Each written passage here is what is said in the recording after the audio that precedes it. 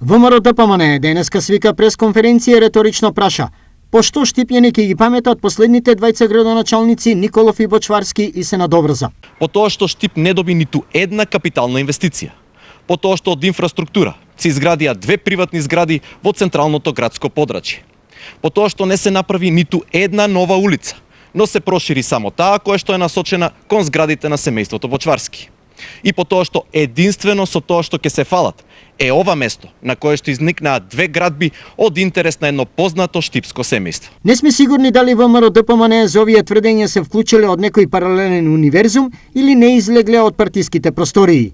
Но ние само ќе подсетиме. Од темел е изградена нова детска градинка, направен е целосно нов мост, направени се 2 платформи за паркинг, изграден е нов кружен тек кај населбата Пребек и во населба Сењак, чиста вода за пиење за населбите Балканска и Чардаклија, баскет игралиште во Кртеке, населба Леваци и во гимназискиот двор, изградени нови трибини на градскиот стадион. 4 милиони евра се инвестирани во основните и средни училишта, реконструирани се над 90 улици и патишта, изградени се десетици нови улици. Возвратија од Социјалдемократскиот сојуз од Штип.